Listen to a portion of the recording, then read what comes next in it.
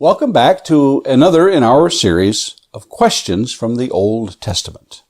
Our 14th in this series comes from the book of Ecclesiastes, chapter 1 and verse 3, which asks the question, what does man gain by all the toil at which he toils under the sun? To give our question the context, we'll be reading chapter 1 of the book of Ecclesiastes, beginning in verse 1. The words of the preacher, the son of David, king in Jerusalem.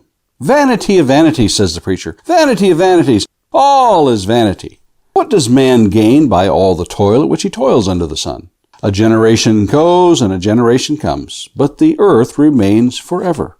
The sun rises and the sun goes down, and hastens to the place where it rises. The wind blows to the south and goes around to the north. Around and around goes the wind, and on its circuits the wind returns. All streams run to the sea, but the sea is not full. To the place where the streams flow, there they flow again. All things are full of weariness. A man cannot utter it. The eye is not satisfied with seeing, nor the ear filled with hearing. What has been is what will be, and what has been done is what will be done. And there is nothing new under the sun. Is there anything of which it is said, see, this is new? It has already been in the ages before us. There is no remembrance of former things, nor will there be any remembrance of later things yet to come among those who come after. I, the preacher, had been king over Israel in Jerusalem, and I applied my heart to seek and to search out by wisdom all that is done under heaven. It is an unhappy business that God has given to the children of man to be busy with.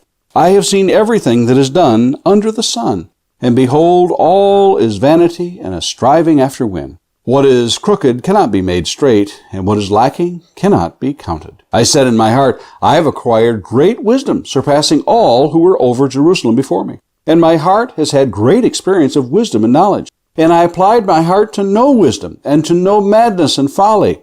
I perceive that this also is but a striving after wind. For in much wisdom is much vexation, and he who increases knowledge increases sorrow. Recently, my granddaughter was visiting, and I took her for a tour around the area where her mother had grown up and showed her some of the places that we had spent. In another career, I was a contractor and did a bit of roofing. As I showed her some of the homes and businesses I roofed, I noticed that they had been re-roofed. All of the roofing that I had done was already replaced. Not that my labor was faulty, but such is the nature of the material.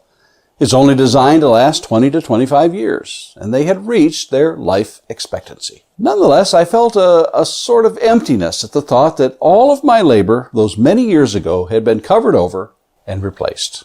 Solomon asked a question right at the beginning of his work. We don't even have time to settle in before he hits us with one of the biggest of the big questions of life. In essence, he asks, what are we here for? What is the meaning of life? Actually, he has already concluded this even before he poses the question. Vanity, emptiness, meaninglessness. That's what life is. Every aspect seems that way. The sun goes round and round, generations come and generations go. The wind blows here, and the wind comes back again to where it started.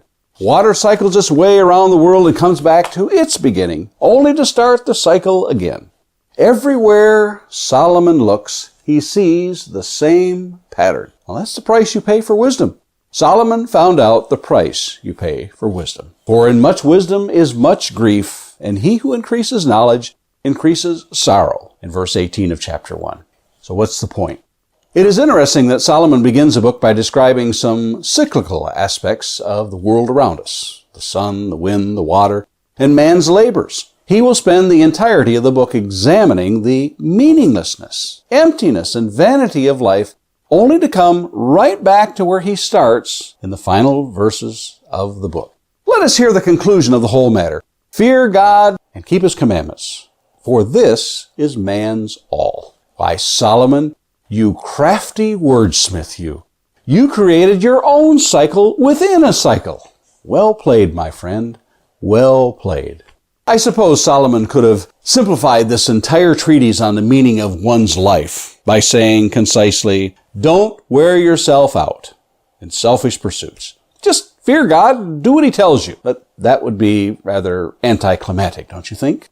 Someone once told me, learn from other people's mistakes. You won't live long enough to make them all yourself.